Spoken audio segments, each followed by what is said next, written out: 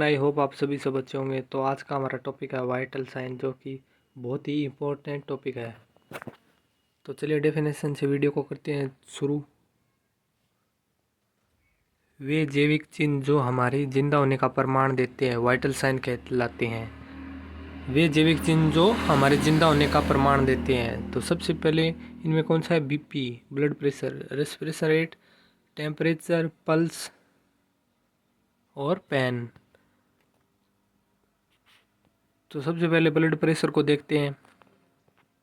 Left ventricle के द्वारा blood muscles वाल पर पड़ने वाले प्रेशर को ब्लड प्रेशर कहते हैं।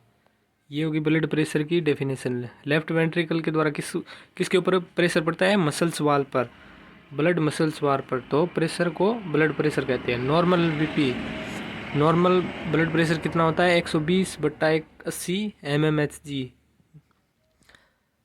किसके द्वारा हम चेक कर सकते हैं ब्लड प्रेशर को? स्पैग्नोमैनोमीटर के द्वारा और स्टेथोस्कोप के द्वारा और बीपी कप।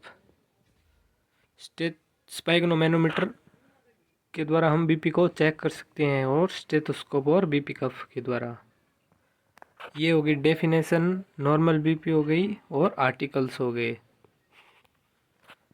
अब 2 नंबर बात करते हैं respiration rate. Respiration rate, normal respiration rate कितनी होती है? 12 से 20। नॉर्मल कितनी होती है? 12 से 20 के बीच में।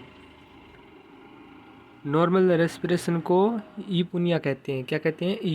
ईपुनिया। हेल्थी पर्सन पर ब्रीथ 500 ml एयर को इंस्पायर करता है। हेल्थी पर्सन कितनी, एक बार ब्रीथ को इनहेल करता है तो 500 ml एयर को इंस्पायर यानी अंदर खींचता है। हेल्थी पर्सन 500 ml एयर को इंस्पायर करता है। बर्थ के टाइम कितनी होती है रेस्पिरेशन रेट? 30 से 40। एट बर्थ कितनी होगी? 30 से 40। एक साल पर 26 से 30 पर मिनट। 2 ईयर पर 20 से 26 के बीच में 3 से 10 और कितनी होगी? 20। और अडल्ट में 12 से 20 हो गया। ओल्ड एज में 10 से 24। ओल्ड एज में क्या होगी? कम होगी। टेकीपनिया और ब्रेडीपनिया। टेकीपनिया क्या होता है? More than 24 minute. 24 से अगर अबो ऊपर हो जाए, क्या? रेस्पिरेशन रेट 24 से ऊपर हो जाए पर मिनट में, अगर 24 से ऊपर हो गई है तो उस कंडीशन को क्या कहते हैं? टेकीपनिया। ब्रेडीपनिया लेस देन 10 मिनट यानी लेस देन 10 पर मिनट। 10 से अगर कम हो जाए तो उसे ब्रेडीपनिया कहते हैं। ट्रेकीपनिया और ब्रेडीपनिया ये कुछ टर्म है। अब 3 नंबर बात करते हैं टेम्परेचर। बॉडी नॉर्मल टेम्परेचर कितना होता है? 98.6 degree Fahrenheit. Body normal temperature 98.6 Fahrenheit. Temperature ज़्यादातर एक्जिला, ओरल, रेक्टल से चेक करते हैं। कहाँ से चेक करते हैं? एक्जिला यानी बगल, ओरल माउथ से, और रेक्टम हो गया। अब बात करते हैं एक्जिला। एक्जिला का नॉर्मल टेम्परेचर कितना होता है? 97.6 डिग्री फ़ारेनहाइट। इसमें +1 ऐड करना है। अगर एक्जिला का मान लो 98.6 आ रहा है तो उसमें +1 करना है, तो कितना हो जाएगा? 99.6 डिग्री फ़ारेनहाइट। ओरल का कितना है? 98.6। ये नॉर्मल है, इसमें ऐड नहीं करना है। रेक्टम का -1 करना है।